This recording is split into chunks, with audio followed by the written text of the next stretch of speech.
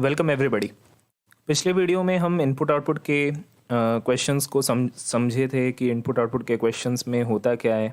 एक एग्जांपल दिया होता है और फिर हम उस एग्जांपल को देखते हुए इनपुट को अरेंज करते हैं। ठीक है, अब एक्चुअल में एग्ज़ाम में क्वेश्चन किस टाइप से पूछा जाता है वो इस वीडियो में हम समझेंगे। और इस वीडियो में कुछ नए टाइप के क्वेश्चंस को देखेंगे जो कुछ रीसेंट एग्ज़ाम्स में पूछे गए। और ये इनपुट आउटपुट का कॉन्सेप्ट वीडियो लास्ट होगा और उसके बाद आप इनपुट आउटपुट के क्वेश्चंस को जितना प्रैक्टिस कर सकते हो उतना करो ताकि आपके लिए बहुत अच्छा हो जाए। ठीक है, तो कुछ क्वेश्चंस को हम लोग देखेंगे इसमें।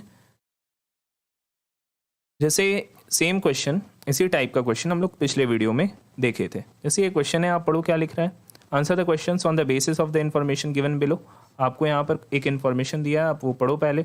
लिखता है number arrangement machine when given an input of numbers और words rearranges them following a particular rule in each step. एक इनपुट दिया हुआ है, जैसा आप देख रहे हो ये इनपुट है, और ये इनपुट के बाद इस इनपुट को किसी मशीन में फीड किया गया और वो कोई रूल के अकॉर्डिंग इस इनपुट को अरेंज करता है। और ये कह रहा है कि ये एक एग्जाम्पल है। तो बताओ, ऐसा क्वेश्चन हम लोग पिछले वीडियो में देखे थे, क्या था। हम क्या देखते हैं, सबसे पहले वो किस स्टेप को फाइनल अरेंजमेंट कह रहा है। तो कहता है this is the final arrangement and step 9 is the last step for this input. तो सबसे पहले आप क्या करो, जिसको ये लास्ट स्टेप कहता है उस इनपुट उस स्टेप को आप एक बार देखा करो कि आपको कोई हिंट्स मिले। जैसे आप स्टेप 9 को एक नज़र देखो तो इसमें आपको क्या दिख रहा है, पैटर्न। एक वर्ड है, फिर एक नंबर है, फिर वर्ड, फिर नंबर, फिर वर्ड, फिर नंबर, फिर वर्ड, फिर नंबर, फिर वर्ड, फिर नंबर। इसका यही सेंस निकल रहा है कि वर्ड और नंबर लगता है कि अल्टरनेट पोजीशन पे अरेंज हो रहा है। फिर आप क्या देख रहे हो, अगर आप नंबर्स को एक बार टारगेट करते हो तो नंबर्स के बारे में सोचो। यहाँ नंबर क्या है 16, यहाँ क्या है 23, यहाँ 59, यहाँ 68, यहाँ 76। आपको ऐसा नहीं लगता ये नंबर्स को असेंडिंग ऑर्डर में अरेंज किया गया है, ये नंबर्स बढ़ रहा है, ऐसा लग रहा है। अब ये क्या हो रहा है वो तो ऊपर से समझना होगा। अच्छा, इन वर्ड्स को देखो, यहाँ केव है, यहाँ साइन है, यहाँ पे पॉपुलर है, यहाँ पे कार्ड्स, यहाँ बेल्ट। अच्छा, एक बात आप ऑब्जर्व कर रहे हो, केव का स्टार्टिंग लेटर क्या है, सी, इसमें एस, इसमें पी, इसमें सी, इसमें बी। तो आप इसमें कंफ्यूज हो रहे हो कि सी के बाद एस आ गया, फिर एस के बाद पी आ गया। तो क्या है ना, कभी कभी आप याद रखना कि वर्ड जिस अल्फ़ाबेट से बना होता है, मतलब फर्स्ट लेटर इस वर्ड का सी है, तो कभी कभी वर्ड के लास्ट लेटर को भी ऑब्जर्व किया करो। जैसे केव का लास्ट लेटर क्या है, ई, साइन का एन, पॉपुलर का आर, कार्ड्स का एस और बेल्ट का टी। इधर साइड में लिखता हूँ, केव का ई, साइन का एन, पॉपुलर का आर, कार्ड्स का एस और बेल्ट का टी। आप एक नज़र देखो, क्या ये अल्फ़ाबेटिकल ऑर्डर में नहीं है, ई के बाद एन, फिर आर, फिर एस, फिर टी। इसका मतलब एक हिंट्स निकल रहा है कि लगता है शायद वर्ड लास्ट लेटर को देख कर अरेंज कर रहा है। अब क्या है ये आप ऊपर से जाकर चेक करो। अब बताओ, इनपुट से स्टेप 1 में कोई चेंजेस नज़र आ रहा है। इनपुट शुरू किससे हुआ था, 76 से, मगर स्टेप 1 में आपको क्या अरेंज हुआ मिला, केव। मतलब इनपुट में ये केव स्टेप 1 में आगे आ गया। अगर केव आगे आया तो अब आप समझो केव आगे आया तो बाकी क्या है, 76, 16, बेल्ट, कार्ड्स 23, साइन 59, पॉपुलर 68। इससे एक बात क्लियर है कि स्टेप 1 में सिर्फ केव अरेंज हुआ है। अच्छा, अब सोचो केव आया मीन्स वर्ड आया। अच्छा, केव क्यों आया, तो अगर आप देखोगे तो केव ये कहते हो कि सी से है, तो सी से तो कार्ड्स भी था, तो शायद आपको आगे से समझ में आ जाए। अब आप स्टेप 1 से स्टेप 2 में देखो क्या अरेंजमेंट हुआ है। स्टेप 1 में जहाँ केव है वहीं स्टेप 2 में भी केव है। अच्छा, स्टेप 1 में केव के बाद 76 था, मगर स्टेप 2 में 16 है, मतलब ये 16 आगे आ गया। और बाकी 76, बेल्ट, कार्ड्स 23, साइन 59, पॉपुलर 68। इसका तो यही सेंस है, स्टेप 1 में वर्ड आया था, स्टेप 2 में नंबर आया। फिर स्टेप 3 में देखो, स्टेप 2 से स्टेप 3, इस केव और 16 तो स्टेप 2 में अरेंज था। केव स्टेप 2 में 16 के बाद 76 है, मगर स्टेप 3 में देखो 16 के बाद साइन है।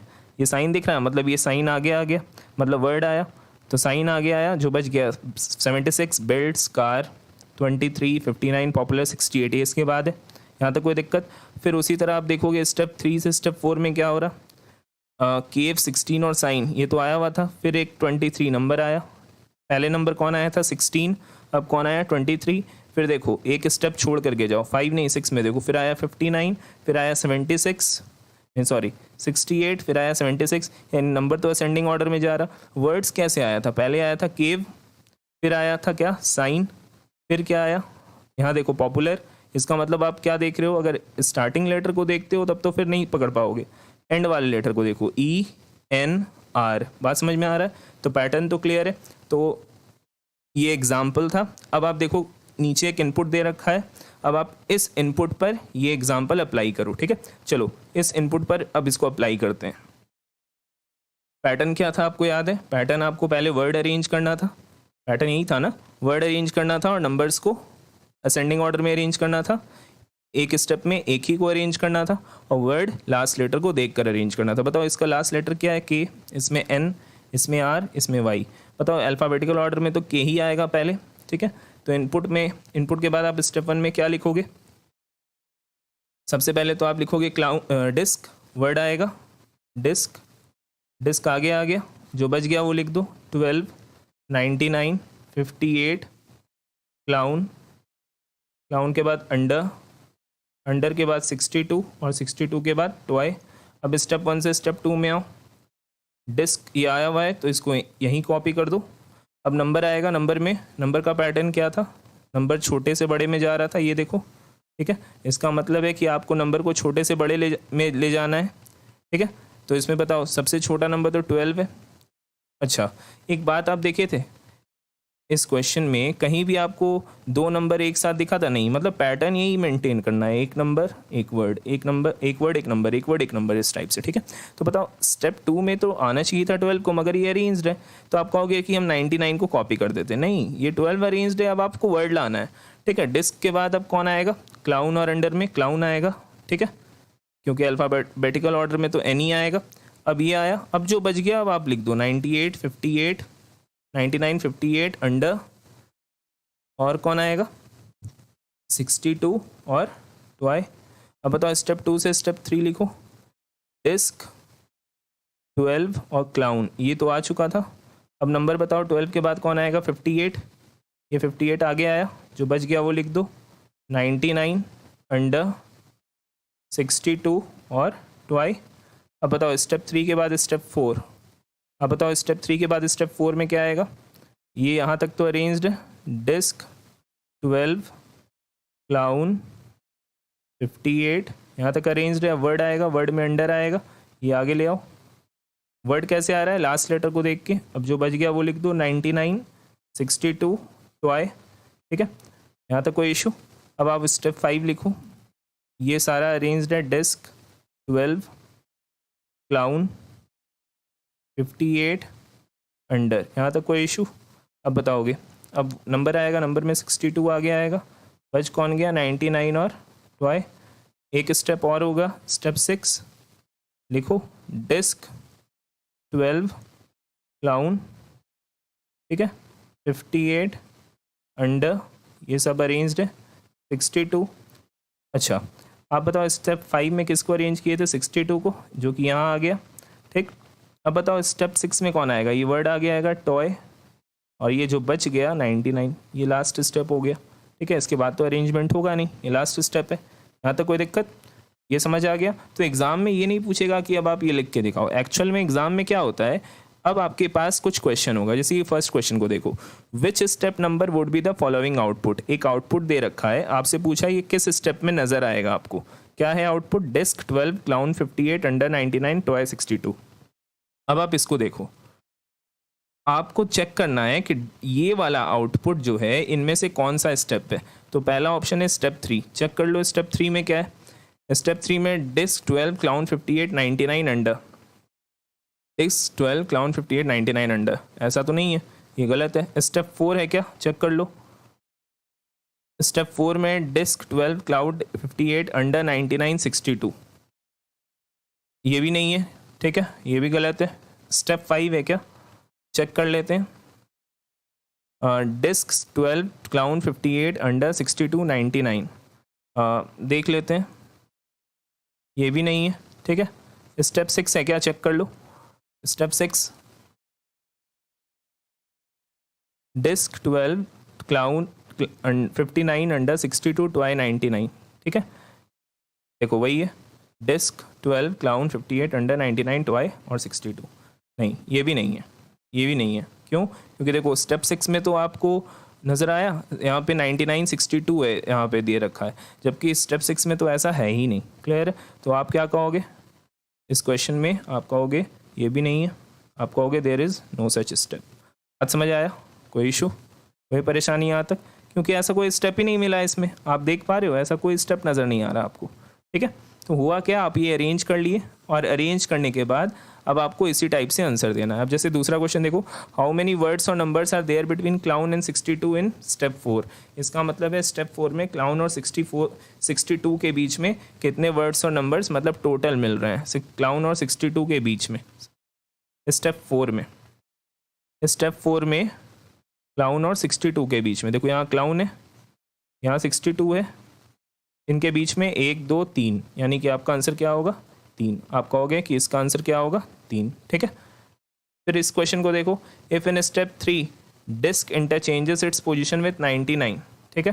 पहले यहाँ पे किस स्टेप का बात कर रहा है, स्टेप 3। तो एक काम करता हूँ, स्टेप 3 कॉपी कर लेता हूँ। स्टेप 3 क्या था, डिस्क 12 क्लाउन 58, यहाँ पे लिख लेता हूँ डिस्क 12 क्लाउन 58 और क्या था 99 अंडर 62 टॉय, 99 अंडर 62 टॉय, ये था क्वेश्चन। क्या कहा कि ये स्टेप 3 था, ठीक है, ये स्टेप 3 है आपका। क्वेश्चन इसी के बारे में बोल रहा है, डिस्क किससे इंटरचेंज कर लेता है 99 से, मतलब डिस्क के जगह पे कौन आ जाए 99 पे, और 12 किससे कर लेता है टॉय से, ये 12 के जगह पे कौन आ जाए टॉय से। तो बोला which element will be third to the right of disc, तो ऐसा करने पर डिस्क के राइट में तीसरा कौन होगा। अच्छा एक बात बताओ, ये डिस्क इससे पोजीशन इंटरचेंज कर लेगा तो इसका मतलब न्यू अरेंजमेंट कैसा होगा, यहाँ 99 आ जाएगा, यहाँ पे टॉय आ जाएगा, क्योंकि 12 टॉय के जगह चल गया, क्लाउन वहीं रहेगा, ठीक है, 58 यहीं रहेगा, 99 डिस्क से इंटरचेंज हो गया था, यहाँ डिस्क आ जाएगा, अंडर वहीं रहेगा, 62 वहीं रहेगा, और टॉय के जगह पे 12 आ जाएगा। तो क्वेश्चन क्या कहा, third to the right of disc, disc तो यहाँ आ गया और इसका राइट इधर है, 1 2 3, कौन मिला 12। तो इस क्वेश्चन का आंसर क्या है 12। तो क्वेश्चंस काफ़ी आसान होता है, बस आपको अरेंज करना होता है, क्वेश्चन आपसे बन जाएगा, ठीक है। जैसे ये क्वेश्चन 4 देख लो, which element come exactly between 12 and under in step 6 of the given input. मतलब वो जो दिया हुआ था उसके स्टेप 6 में आपको 12 और अंडर के बीच का बताना है, ठीक है। तो स्टेप 6 क्या था, स्टेप 6 ये था, तो 12 और अंडर के बीच बताना है। ये 12 देख रहे हो और ये अंडर, तो बीच में तो क्लाउन और 58 दोनों आ रहा है, तो दोनों ही आपको कहना होगा, क्योंकि एग्जैक्टली मिडिल में तो कोई नहीं है। तो आप क्या कहोगे, इस क्वेश्चन का आंसर आप क्या कहोगे, बोथ क्लाउन एंड 58, क्योंकि आपसे पूछा किसके बीच था 12 एंड अंडर। स्टेप 6 में 12 और अंडर, तो दोनों के बारे में कहना होगा। क्लियर है। ये लास्ट क्वेश्चन देख लो, बोला which of the following combination represents the first 2 and last 2 of the step 2। Step 2 का पहला 2 और लास्ट 2, तो स्टेप 2 का पहला 2 कौन है, डिस्क 12 और लास्ट 2 62 टॉय। डिस्क 12 पहला 2 है और लास्ट 2 62 टॉय, यानी कि ये देख लो डिस्क 12 और 62 टॉय, ऑप्शन सी। समझ आया। तो क्वेश्चन तो बहुत इजी था, बस आपको ये समझाना था कि एग्जाम कैसे क्वेश्चन पूछता है। कोई दिक्कत यहाँ तक, कोई परेशानी, ठीक है। अब ये क्वेश्चन को देखते हैं, ये दूसरा क्वेश्चन है, ठीक है, ऐसा ही कुछ दे रखा है, तो ये नहीं पढ़ रहा हूँ, ये सारा तो आप समझ ही रहे हो। बस आप इस क्वेश्चन में यहाँ देखो, एक इनपुट दिया है, ये थोड़ा नया टाइप का क्वेश्चन है, थोड़ा इसको समझना है। एक इनपुट दिया है, इनपुट में कुछ नंबर है, यहाँ वर्ड तो है नहीं, सिर्फ नंबर है। क्या क्या नंबर है, 4 2 1 5 6 8 3 और 7। अच्छा आप एक चीज़ नोटिस करो, इस क्वेश्चन में हो क्या रहा है, इस क्वेश्चन में अगर आप देखोगे तो इस क्वेश्चन में आप एक चीज़ देख रहे हो, इनपुट में 4 2 1 5 6 8 3 7 था। बताओ इनपुट से स्टेप 1 में चेंजेस क्या आया, ये 4 2 1 5 6 8 3 7। आप देखोगे कि इनपुट में जो नंबर था वो स्टेप 1 में तो है ही नहीं, लगभग ऑलमोस्ट चेंज ही है।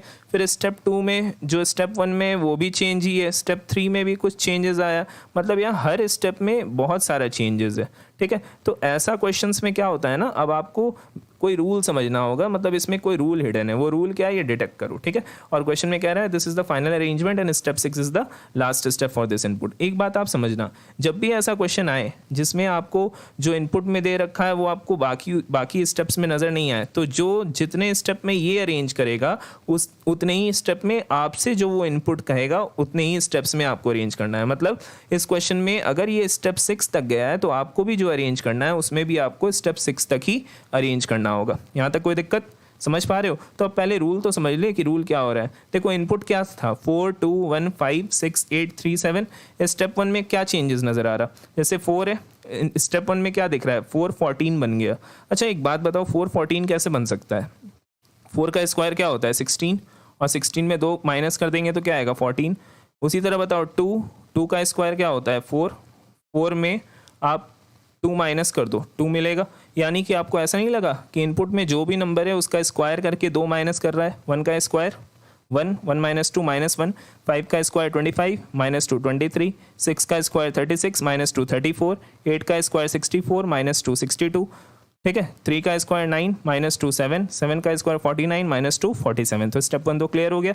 स्टेप 1 में क्या था, इनपुट में जो भी नंबर है उसका स्क्वायर करके -2, ठीक। तो अब बताओ ये जो क्वेश्चन है इसका आप स्टेप 1 पहले लिख लो। स्टेप 1 में क्या करना था, स्क्वायर करके -2। तो आप यहाँ पे देखो आपके पास नंबर क्या है, आपके पास नंबर है 12, ये 12 7 4 9 6 2 3 8। 12 का स्क्वायर 144 -2, 144 -2 क्या हो जाएगा 144 -2 आप कहोगे 142। बात समझ में आया। 7 का स्क्वायर 49 -2 47, 4 का स्क्वायर 16 -2 14, 9 का स्क्वायर 81 -2 79, 6 का स्क्वायर 36 -2 34, 2 का स्क्वायर 4 -2 4, 3 का स्क्वायर 9 -2 7 और 8 का स्क्वायर 64 -2 62। यहाँ तो कोई दिक्कत, बात समझ में आ रहा, कोई दिक्कत। स्टेप 1 क्लियर हुआ। अब आओ स्टेप 2 को समझते हैं। अब देखो स्टेप 2 में क्या देख रहे हो, स्टेप 1 से स्टेप 2 में चेंजेस देखो। ये 14 में क्या है 1 और 4 ऐड करो 5 आ गया, मीन्स की डिजिट्स को जोड़ दे रहा है। अब 2 को क्या जोड़ोगे, 2 तो सिंगल डिजिट है, ठीक है। 3 + 2 5, 4 + 3 7, 6 + 2 8, 7 + 4 क्या होता है 11, 11 को फिर से जोड़ दो 2, यानी स्टेप 2 क्लियर हुआ। स्टेप 2 में क्या हुआ, जो सिंगल डिजिट है उसको ऐसे ही छोड़ दो, जो 2 डिजिट का नंबर है उसको ऐड करके सिंगल डिजिट बना दो, ठीक है। तो चलो इसमें जरा जोड़ते हैं। 4 + 2 6 + 1 7, 7 + 4 11, 11 को फिर से जोड़ दो 2, 4 + 1 5, 9 + 7 16, 16 में 1 और 6 7, 4 + 3 7 2 7 और 8। यहाँ तक कोई दिक्कत, स्टेप 2 समझ आ गया। अब स्टेप 3 में देखते हैं क्या हुआ। अब देखो स्टेप 3 में क्या देख रहे हो आप, स्टेप 3 में यहाँ पे आपको 5 है, ये 6 बन गया। तो आप एक चीज़ नोटिस की है, क्या हुआ 5 से 6 हुआ मतलब 1 बढ़ गया, 5 से 6 हुआ मीन्स 1 बढ़ गया। फिर आप देखो 2 से 6 हुआ, कितना बढ़ गया 4 बढ़ गया। -1 देखो 2 से 6 हुआ क्या हुआ +4 हो गया। -1 से 8 हो गया यानी +9 हो गया। तो क्या देख रहे हो 1 स्क्वायर 2 स्क्वायर 3 स्क्वायर, ठीक है। 5 से 21 हो गया, 16 बढ़ गया यानी 4 का स्क्वायर हुआ।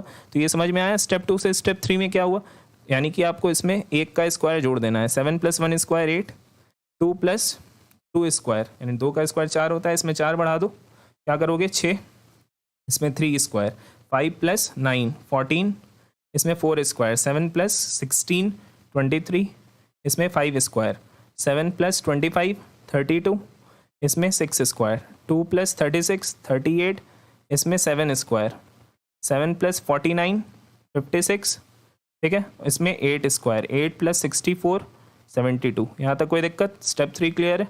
अब देखो स्टेप 4 में क्या हो रहा है, यहाँ देखो स्टेप 3 से स्टेप 4 में 6 5 बन गया यानी 1 कम रहा है, इसमें 2 कम जा रहा है, इसमें 3 डिक्रीज हो रहा है, इसमें 4, इसमें 5, इसमें 6 यानी इसमें पहले 1 फिर 2 इस तरह से घट रहा है।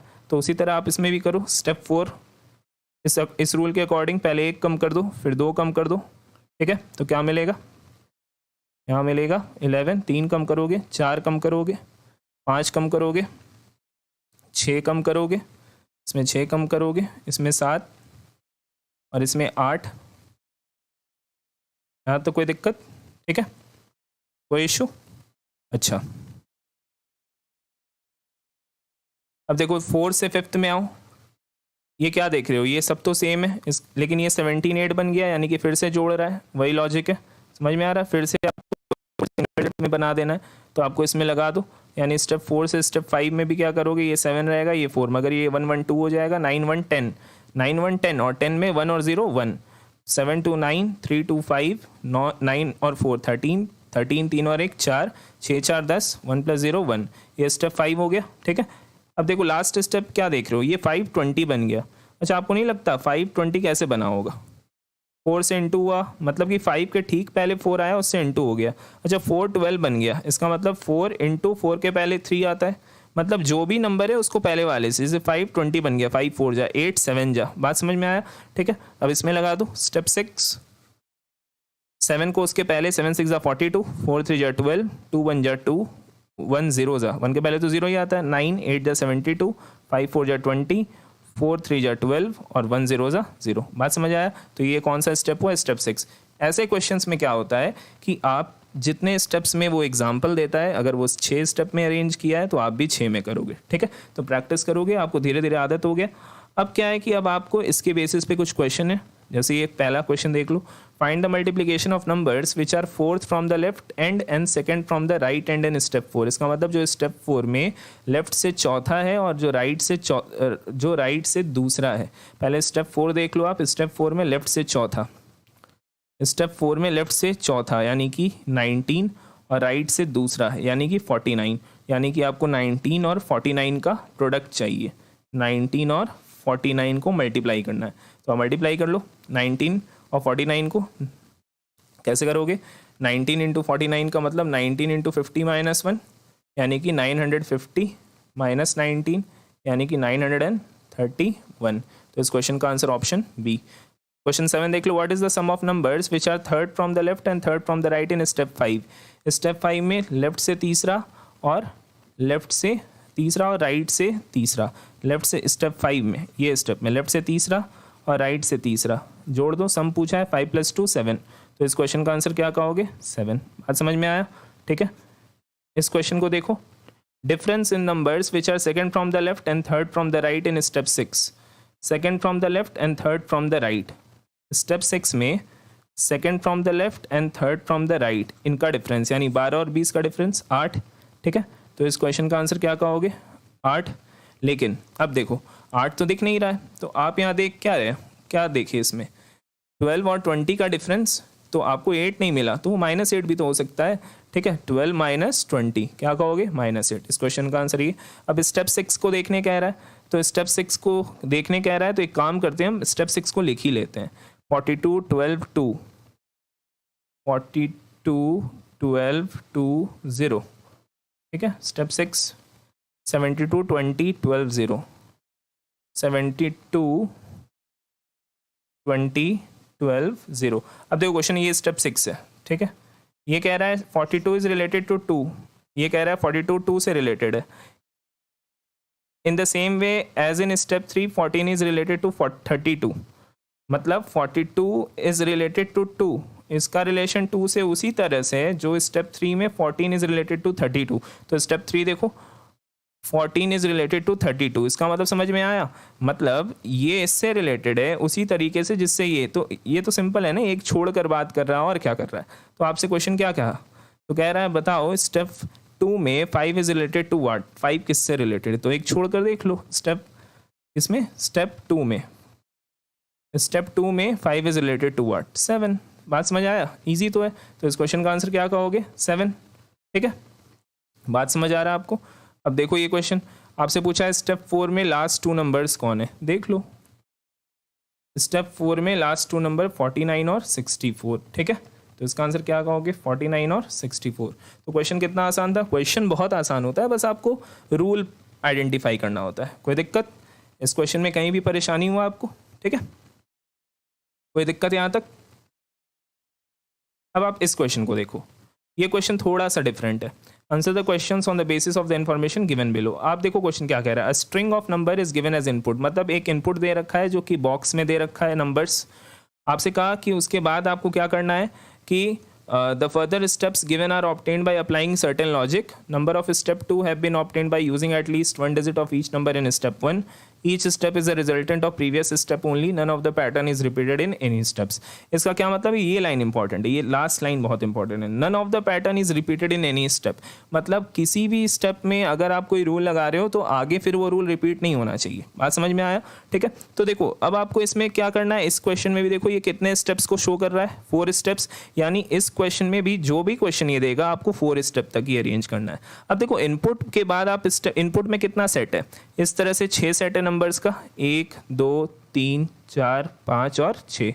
स्टेप 1 में देख रहे हो ये 3 हो गया। एक हिंट्स आप देखो ये क्या शो कर रहा है, ये इस वाले को और इस वाले को, ठीक है, ये लिंक देखो और ये लिंक देखो, ये इनके हेल्प से कह रहा है ये आएगा। तो अब आप ये सोचो 8 6 और 2 3 के हेल्प से 42 कैसे आएगा। जैसे 8 है, इसमें पहला बॉक्स में 8 है, इसमें पहला बॉक्स में 2 है। आप 8 और 2 से 4 कैसे बनाओगे? आपको नहीं लगता डिवाइड करना होगा इनको, 8/2 4। उसी तरह 6 और 3 को डिवाइड करोगे तो 2, अब आप ये रूल इसमें भी देख लो, इसमें रूल अप्लाई हो रहा है कि नहीं। इनको और इनको, तो 4 और 2 को डिवाइड करो 2, बिल्कुल सही, और 9 और 1 को डिवाइड करो 9, ये भी ठीक है। अब इनको देख लो, 7 और 1 को डिवाइड करो 7, और 6 और 3 को डिवाइड करो 2। तो स्टेप 1 कैसे आया, समझ आया? स्टेप 1 में आपको सिंपल क्या करना था, डिवाइड करना था। कोई दिक्कत? अब एक काम करो, ये इनपुट है, जरा इस पर स्टेप 1 लगाओ, तो स्टेप 1 में क्या आएगा, तो आपको नहीं लगता? अच्छा, एक चीज़ नोटिस करो, ये किससे आया था, तो फर्स्ट वाले से और फोर्थ वाले से। इसका मतलब इनके और इनके हेल्प से आपको लाना है, इनके और इनके हेल्प से। बताओ, 8/1 8 डिवाइड कर रहे हो, 4/2 2। अच्छा, उसी तरह आप बताओ इनके और इनके हेल्प से क्या आएगा, तो 6/2 3, और 9/3 3, और इनके और इनके हेल्प से, ठीक है, 2/1 2, और 8/4 2। ये फर्स्ट स्टेप क्लियर हो गया कैसे आया, कोई दिक्कत? अब आओ सेकंड स्टेप समझते हैं। जैसे ये सेकंड स्टेप को देखो, अब स्टेप 1 के बाद स्टेप 2 में आप क्या नोटिस कर रहे हो, ये स्टेप 1 में 3 बॉक्स आया था, आपको ये बात समझ आया था, none of the pattern is repeated in any step. ये डिवीजन वाला पैटर्न खत्म, अब आप इसमें सोचो डिवीजन नहीं लगेगा, अब कुछ और लगेगा। अब बताओ, ये 3 बॉक्स है, और यहाँ पे स्टेप 2 में 2 बॉक्स हो गया। अब देखो क्या लिखा था, numbers of step 2 have been obtained by using at least 1 digit of each number in step 1। इसका मतलब स्टेप 2 में जो भी मिला है वो स्टेप 1 में जो भी था, स्टेप 2 में जो भी मिला है वो स्टेप 1 के हर बॉक्स के एक डिजिट को कम से कम यूज करके मिला है। जैसे देखो, ये इसका फर्स्ट क्या है 4, इसका 2 और इसका 7, मल्टीप्लाई करो तो 4 2 जा 8 7 जा 56, देखो यहाँ 56 है। फिर उसी तरह इसको देखो, 2 9 जा 18 2 जा 36, यहाँ 36 है। कैसे आया, समझ आया कैसे आया? तीनों के फर्स्ट को इंटू करके लिख दो, 4 2 जा 8 7 जा 56, और 2 9 जा 18 2 जा 36। अब आप बताओ इसमें क्या करोगे, तीनों के फर्स्ट को इंटू करके लिख दो, किस किस को, इसको, इसको और इसको। 8 3 जा 24 2 जा 48। उसी तरह 2 3 जा 6 2 जा 12। क्लियर, बात समझ आया? स्टेप 2 कैसे आया। अब स्टेप 3 कैसे आ रहा है वो सोचो। अब बताओ ये कैसे आया था मल्टीप्लिकेशन पर। अब आप इनको देखो, आपको ऐसा नहीं लगता 5 और 6 के हेल्प से 1 कैसे आ रहा, माइनस ही तो हो रहा, बड़े में से छोटे को घटा रहा, 6 - 5 1, 6 - 3 3, second box minus first box. यहाँ तो कोई दिक्कत, समझ पा रहे हो आप इस क्वेश्चन में क्या हुआ? ठीक है, तो आप इसमें समझ गए क्या हो रहा है, यहाँ पे क्या हो रहा है, इसमें आपस में माइनस कर रहा है, ऐसा नहीं है कि ये माइनस ये कर रहा है। ठीक है, इसमें आपस में माइनस कर रहा है, ये इंपॉर्टेंट है समझना। तो आप बताओगे इसमें भी अगर आप देखोगे तो इसमें आपस में माइनस करो, 8 - 4 4, और 2 - 1 1। और अगर आप इसके लास्ट स्टेप को देखते हो तो 1 और 3 से ये 2 कैसे लाया, ठीक है, 3 - 1 2। क्लियर? तो आप क्या देख रहे हो, लास्ट वाला रिजल्ट क्या मिलेगा स्टेप 4 में, 4 3 माइनस, देखो ये समझना जरा अच्छे से, ये 3 - 1 2, ये माइनस ये, तो उसी तरह यहाँ 1 - 4 क्या आएगा, -3। क्लियर है, कोई दिक्कत? ये क्वेश्चन समझ आया आपको? अब आपको क्या करना है, अब आपको क्वेश्चन सॉल्व करना है। जैसे ये क्वेश्चन नंबर 11 देखो, what is the average of the number obtained in step 2 and step 3। Step 2 और स्टेप 3 में जो भी नंबर आया था उनका एवरेज बताना है। तो आप एवरेज निकालना जानते हो, ठीक है, इन चारों को ऐड कर दो और 4 से डिवाइड कर दो, यानी 48 + 12 60, 60 + 4 64 + 1 65, और 65 का एवरेज 4 से आप डिवाइड कर दो, तो 65 को अगर आप 4 से डिवाइड करते हो तो 16.25, यानी इस क्वेश्चन का answer option B. What is the ratio of the number obtained in step 2 respectively. Step 2 में जो भी आया उसका रेशियो बताना है। स्टेप 2 में 48 और 12 आया था, रेशियो में कन्वर्ट करोगे 4:1 आएगा। ठीक है, 4 से 48 कड़े आएगा, मतलब 12 से 4 टाइम्स, तो आप इसका आंसर क्या कहोगे, 4:1, ऑप्शन सी। क्लियर है? इस क्वेश्चन को देखो, find the difference between the sum of numbers obtained in first step and sum of numbers obtained in all other steps. इसका मतलब समझ रहे हो, फर्स्ट स्टेप में जो भी आया उसका सम निकालो। बताओ फर्स्ट स्टेप में क्या क्या आया, 82 33 और 22, सम निकालो। 2 + 3 5 + 2 7, 8 + 3 11 + 2 13, और बाकी में जो आया उनका सम, इनका सम अलग निकालो। 48 + 12 + 4 + 1 + -3। ठीक है, आप जोड़ दो, 60 65 -3 62, और इनका डिफरेंस चाहिए 137 और 62 का डिफरेंस, क्योंकि क्वेश्चन डिफरेंस बोल रहा था। तो इस क्वेश्चन का आंसर क्या आना चाहिए बताओ, 137 और 62 का डिफरेंस, तो आप कहोगे 137 और क्या आएगा, 1 मिनट, ऑल अदर स्टेप्स है ना, 1 मिनट रुकना।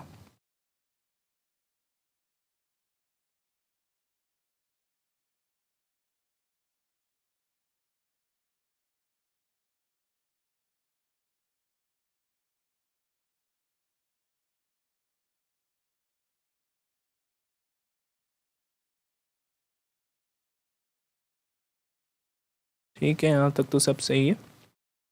तो आप यहाँ पे क्या पूछा था ये क्वेश्चन आपसे, what is the difference between sum of the numbers obtained in step 1 and sum of the numbers obtained in all other steps. तो आप क्या देखें, स्टेप 1 में 137 आया जोड़ने पर और बाकियों में 62 आया, तो 137 और 62 का डिफरेंस कितना होना चाहिए, 7 में से 2 गया 5, 13 माइनस 6 7, 75, मगर ऐसा कोई ऑप्शन नहीं है, होना तो चाहिए, तो इसका आंसर 75 होगा। ठीक है, what is the difference between the largest and the smallest number obtained in step 1। Step 1 में लार्जेस्ट और स्मॉलेस्ट का डिफरेंस पूछ रहा है, तो लार्जेस्ट कौन है इसमें 82 और स्मॉलेस्ट 22, डिफरेंस कितने का आएगा 82 माइनस 22 60, तो इस क्वेश्चन का आंसर क्या आएगा 60। उसी तरह एक क्वेश्चन ये ले लो, if in step 4 out of the 2 operations performed only first was performed then in step 4 number resultant would be. ठीक है, बोला स्टेप 4 में जो 2 ऑपरेशन आप किए हो सिर्फ अगर फर्स्ट आप करते तो स्टेप 4 में नंबर रिजल्टेंट वुड बी। अच्छा 1 मिनट,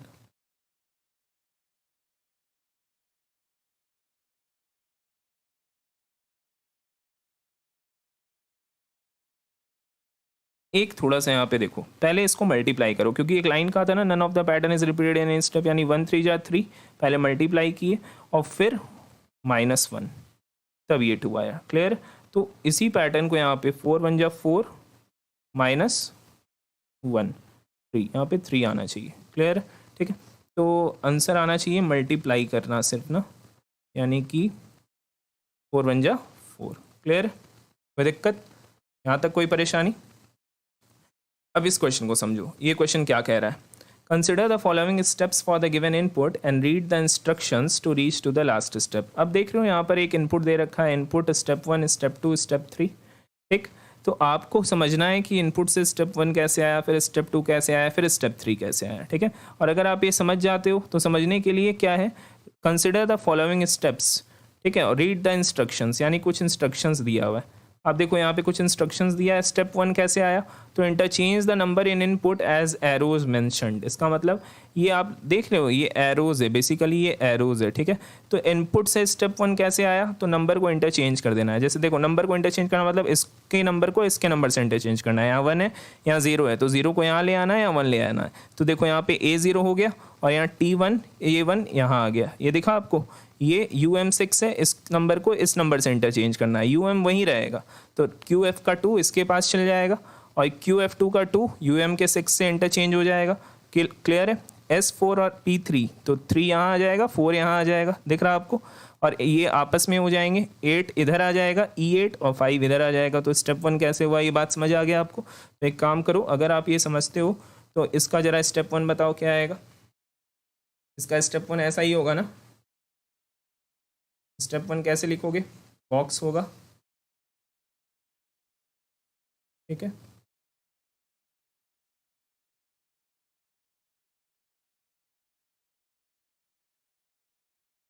ये अब बताओ ये किससे इंटरचेंज होगा, इससे, ये किससे, इससे, ये इससे और ये इससे। ठीक है, इंटरचेंज करो, तो E के साथ 4 आ जाएगा, K के साथ 6 आ जाएगा, O के साथ 8 आ जाएगा, L के साथ 2 आ जाएगा। क्लियर है, अच्छा BT के साथ क्या आएगा 6 आ जाएगा, IN के साथ क्या आ जाएगा 3 आ जाएगा, ये आपस में इंटरचेंज हो जाएंगे।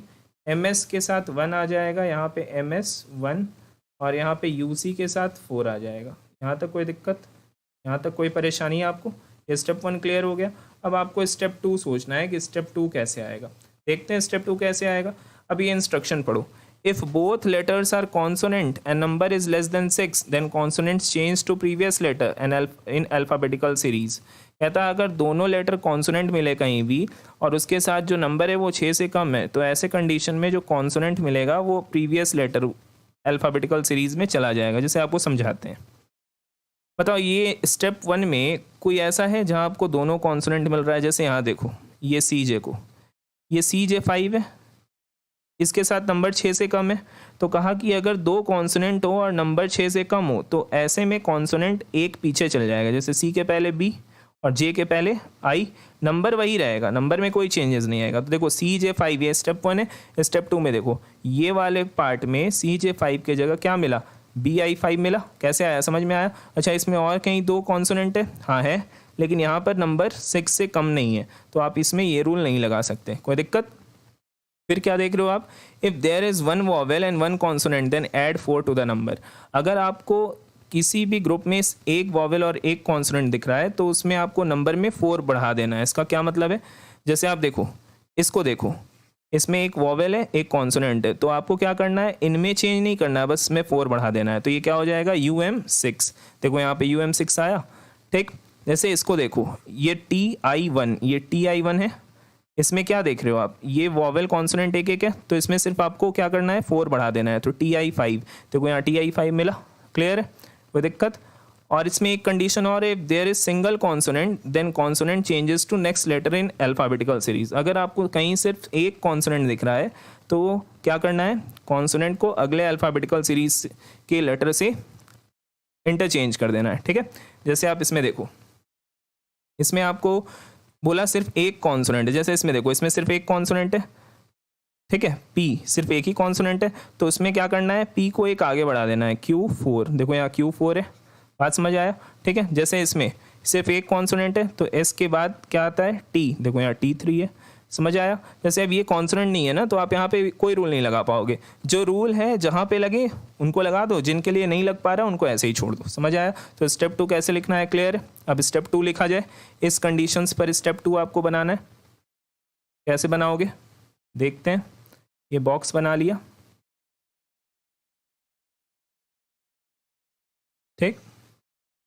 आप भूलना नहीं क्वेश्चन में कंडीशन क्या था, क्वेश्चन में कंडीशन, अगर हम कंडीशंस को फिर से पढ़े तो both letters are consonant and number is less than 6, तो consonant change to previous letter, ठीक है। अगर दोनों कॉन्सोनेंट और नंबर 6 से कम हो, अब बताओ दोनों कॉन्सोनेंट वाला इसमें है, हाँ ये, लेकिन ये नंबर 6 से कम नहीं है। लेकिन यहाँ देखो MS1 दोनों कॉन्सोनेंट है, नंबर 6 से कम है, तो इसके लिए कंडीशन क्या होगा, दोनों लेटर एक पहले चल जाएगा, MS, M के पहले क्या आएगा L और S के पहले R, और ये 1 ही रहेगा, कोई दिक्कत? अच्छा, उसी तरह इसमें दोनों कॉन्सोनेंट नहीं है, इसमें भी नहीं है, इसमें भी नहीं है, ये रूल सिर्फ इसी में लगेगा, क्लियर है। सेकेंड रूल पे आओ, if there is 1 vowel and 1 consonant then add 4 to the number. 1 vowel 1 consonant, इसमें तो नहीं है, इसमें भी नहीं है, इसमें भी नहीं है, इसमें है UC4, तो आप क्या देख रहे हो, 1 वॉवेल 1 कॉन्सोनेंट, तो ऐड 4 टू द नंबर, तो ये UC और बस नंबर में 4 बढ़ा दो, UC8, तो यहाँ UC8 आ जाएगा। अच्छा, ये रूल और कहीं लगेगा, हाँ यहाँ लगेगा, 1 vowel 1 consonant add 4 to the number, यानी IN3, एक वॉवेल एक कॉन्सोनेंट तो 4 बढ़ा दो, IN7, क्लियर है, कोई दिक्कत? यहाँ तक कोई परेशानी है आपको? अच्छा, ये रूल पे कोई चलेगा, if there is single consonant then consonant changes to next letter. अगर कहीं सिंगल कॉन्सोनेंट मिले, क्या ये कॉन्सोनेंट है, नहीं, छोड़ दो अभी, ये भी कॉन्सोनेंट है, नहीं, सिंगल कॉन्सोनेंट, ये सिंगल कॉन्सोनेंट है, तो इसको एक आगे बढ़ा देना है, K के बाद L, नंबर वही रहेगा, ये L है, सिंगल कॉन्सोनेंट है, आगे बढ़ा देना है, L के बाद M2। अच्छा, बाकी तो कोई रूल मिस नहीं हुआ, तो जो जैसे इस पर कोई रूल नहीं लगा तो इसको ऐसे ही छोड़ देना है। O8, इस पर कोई रूल नहीं लगा, इसको ऐसे ही छोड़ देना है। E4, बात समझ रहे हो, इस पर कोई रूल नहीं लगा, इसको ऐसे ही छोड़ देना है। BT6, स्टेप 2 कैसे आया, समझ आ गया आपको, क्लियर है। अब आप स्टेप 3 समझोगे। अब ये क्या लिखता है, पढ़ो, step 3 has been derived using a special pattern. देखो स्टेप 1 स्टेप 2 पता है क्या हुआ, मगर स्टेप 3 के बारे में कुछ भी नहीं आइडिया है। कहता है स्पेशल पैटर्न है, taking similar but not exactly patterns of step 1 and 2। मतलब इस टाइप के इनपुट आउटपुट में क्या करता है कि एक स्टेप का पैटर्न वो हाइड कर लेता है, वो छिपा लेता है, वो आपको ढूंढना होता है, मतलब सब डिस्क्लोज नहीं करता है। एक पैटर्न जैसे ये स्टेप 2 से स्टेप 3 कैसे हुआ ये नहीं बताया, ये हाइड कर दिया। तो पहले ये देख करके पता करना होगा कि स्टेप 2 से स्टेप 3 कैसे आ रहा है, बात समझ रहे हो। क्लियर है? तो एक चीज़ नोटिस करो, पहले एक चीज़ आपको यहाँ पे नोटिस करना होगा। क्या नोटिस करना होगा, समझना। आप इस क्वेश्चन में एक चीज़ ऑब्जर्व कर रहे हो, जैसे ये ए ओ है, देखा ये ए ओ है, ठीक। तो पहले एक बात बताओ, यहाँ पर क्या देख रहे हो? एक बॉक्स अगर यहाँ बना ले तो आपको एक चीज़ मतलब अच्छे से समझ में आ जाएगा। आप एक चीज़ देखना, एक मिनट, एक बॉक्स बना लेते हैं आप, ठीक है।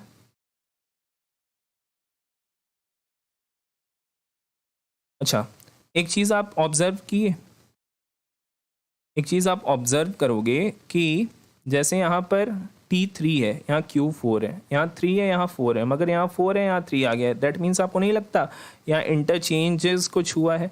मतलब जैसे यहाँ T3 है, Q4 है, इसका मतलब एक काम करो, नंबर को पहले इंटरचेंज करो। जैसे ये इसके नंबर को इससे इंटरचेंज करो, इसके नंबर को इससे, और इसके नंबर को इससे। तो बताओ यहाँ A 0 है तो यहाँ पे 5 लिखो, यहाँ TI है, ये I है, तो यहाँ पे 0 लिखो, ठीक है। फिर इसको इससे करो UM के साथ, अब यहाँ भी 6 है, यहाँ भी 6 है, तो 6 ही रहेगा, और यहाँ QF 6 ही रहेगा, ठीक है। अच्छा, इसको इसके साथ, यहाँ 8 है, यहाँ 8 आ जाएगा, BI 8, और यहाँ E, ठीक है, यहाँ पे 5, क्लियर है। अच्छा, यहाँ T3 है, यहाँ Q4 है, ये हो जाएगा T4, और यहाँ पे Q3। यहाँ तक कोई दिक्कत? लेकिन आप जरा एक चीज़ देखो, ये इससे ये 5 है, ठीक है, ये इससे सिमिलर है या नहीं? पहले देखो तो यहाँ A5 है, लेकिन यहाँ तो B5 हो गया। इसका क्या मतलब है? इसका मतलब है इसमें +1 हो गया, ठीक है। अच्छा, यहाँ तो कोई दिक्कत, समझ रहे हो आप? अच्छा, यहाँ क्या है? UM6, लेकिन यहाँ पे क्या देख रहे हो आप? UM6 है, लेकिन यहाँ पे तो हो गया TM7, ठीक। जैसे यहाँ T4 है, T4 है, ये U4 T4 बन गया। तो इसमें एक पैटर्न आपको ऑब्जर्व करना है कि क्या पैटर्न ये यूज़ कर रहा है। आप जैसे देखो ये F8 है तो ये E5 हो गया। इसका क्या सेंस है कि F8 में F क्या है? कॉन्सोनेंट है, यानी अगर सिंगल कॉन्सोनेंट मिला तो ये लेटर में क्या कर रहा है? 1 माइनस कर रहा है, ठीक है, और नंबर में क्या कर रहा है? 3 माइनस कर रहा है। आप समझ रहे हो मेरे बात को? ठीक है, अगर सिंगल कॉन्सोनेंट मिला तो लेटर में क्या कर रहा है? 1 माइनस कर रहा है, और नंबर में क्या कर रहा है? 3 माइनस कर रहा है। लेकिन एक चीज़ यहाँ पर आपको नोटिस करना होगा, ये क्वेश्चन में हो क्या रहा है? तो ये क्वेश्चन में आप अगर नोटिस कर रहे हो तो ये U4 जो है, U4, ये नंबर्स तो कैसे आए? ये नंबर समझ में आ गया। अब ये नंबर्स को छोड़ दो, लेटर में सिर्फ आपको करना क्या है? जैसे यहाँ पे Q3 है और T4 है, ठीक, तो यहाँ पे T बन गया U। मतलब आपको ये ध्यान देना होगा, अगर आपको सिंगल कॉन्सोनेंट मिल रहा है तो आपको TU बन रहा है और QR बन रहा है, सॉरी लेटर में +1 हो रहा है। देखो T बन गया U, यहाँ से यहाँ कंपेयर करो, और Q3 में Q बन गया R। यहाँ तक कोई इशू? ठीक है, कोई परेशानी? ठीक, अच्छा, अब आप एक चीज़ नोटिस करो, आपको एक चीज़ और दिखेगा। अगर आपको कहीं सिंगल वॉवेल नज़र आ रहा है, सिंगल वॉवेल कहीं भी अगर आपको सिंगल वॉवेल नज़र आ रहा है तो वहाँ पर ये क्या कर रहा है? जैसे आप यहाँ देखो A5, ठीक है, A क्या बन जा रहा है? B बन जा रहा है। TM में क्या हुआ? ये UT बन गया, यानी -1, क्लियर है। BH9 में क्या हुआ? H क्या हो गया? -1। मीन्स कि आपको सिमिलर पैटर्न को इस क्वेश्चन में अप्लाई करना है, ठीक है। तो ये आप स्टेप 3 खुद से बनाओ कि स्टेप 3 क्या आएगा, कोई दिक्कत? और अगर ये बना लोगे तो ये 5 क्वेश्चन इसी पर, ये आप बनाना, ठीक। ये रिसेंट एग्जाम में पूछा हुआ क्वेश्चन है, क्लियर है। तो आइडिया ये था कि इनपुट आउटपुट के क्वेश्चंस में कोई प्री डिफाइंड रूल नहीं होता है। जितना भी क्वेश्चंस आपको बताया हूँ, ठीक है, ये जितना भी क्वेश्चन है आप इसको बहुत अच्छे से समझे। अब आप जितना प्रैक्टिस करोगे उतना आपके लिए बेहतर है, ठीक। तो अब आप इनपुट आउटपुट के क्वेश्चंस को बनाओ खुद से, और कोशिश करो कि इनपुट आउटपुट बहुत आसान टॉपिक है, ये कभी आपसे एग्जाम में मिस नहीं हो, ठीक है। तो इनपुट आउटपुट को चैप्टर को एंड अप करते हैं। अब हम कोई नए टॉपिक के साथ मिलेंगे, ठीक है। इस वीडियो में इतना ही। अगर आपको पढ़ाया गया जो भी बात है वो समझ आता है तो वीडियो को लाइक ज़रूर कर दिया करो, और चैनल को सब्सक्राइब कर दिया करो, और बेल आइकन को प्रेस किया करो ताकि आपको आने वाले वीडियोज़ का नोटिफिकेशन मिल सके, ठीक है। Take care, bye.